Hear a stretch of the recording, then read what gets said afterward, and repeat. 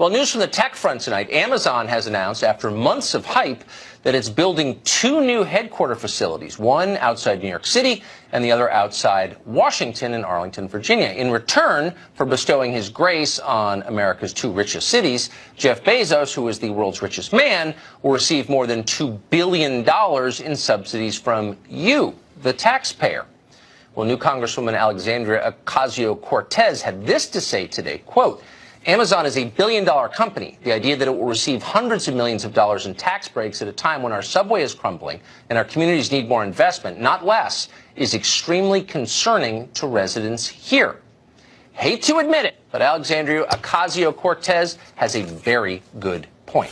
Brian Brenberg is Associate Professor of Business and Economics at the King's College, and he joins us tonight. Professor, thank you very much for coming on. That's the only time I've ever agreed with Alexandria Ocasio-Cortez, but it's hard to argue with the internal logic of her point. The richest man in the world just got $2 billion in taxpayer subsidies? Well, how does that work? And he's been shopping around the country for 14 months, going to cities to see who will give him the best deal. And he's shaken down New York City for about $1.5 billion, and he's done something similar down in Northern Virginia. And again, the whole point is he's trying to cozy up the politicians so that they will give him and his company, a $200 billion company, the biggest tax breaks around and put them in a position where they can fend off competitors for years to come because they're cozy with the rule makers. Wait, so you're saying that they're paying him to lobby them, and then you see Adam Schiff, the incoming chairman of the House Intelligence Committee, saying he's going to investigate the president for daring to criticize Jeff Bezos?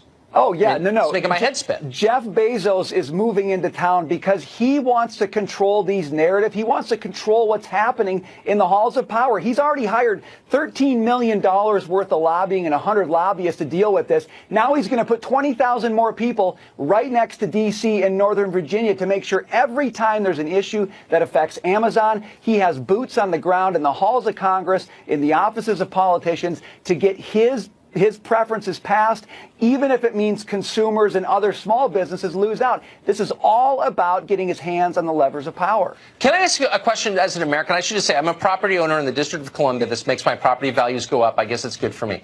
But having lived here for a long time, I can tell you the last thing we need is more money in Washington. It's rich enough. Why wouldn't Amazon, subsidized by taxpayers, spread the wealth maybe to Detroit or Cleveland or Toledo or someplace that actually needs it? I don't understand. Because, Tucker, Detroit isn't anywhere near Congress. Austin, Texas isn't anywhere near Congress. Dallas, whatever the city. This is purely a play for Amazon to buy political influence. They look around the world and they see potential competitors. They like being on top, and they want to keep it that way. And the way to do that is to write the rules, to write the regulation. They are buying prime real estate where all of those rules are written. Amazon has gone from a company that disrupts industries to a company that stays on top by buying political influence. That's exactly right. And it's got a whole political party protecting it. It's in its pocket. It's the and Democratic even more Party, so. the party of big business. Professor, thank you very much for that analysis. I appreciate it.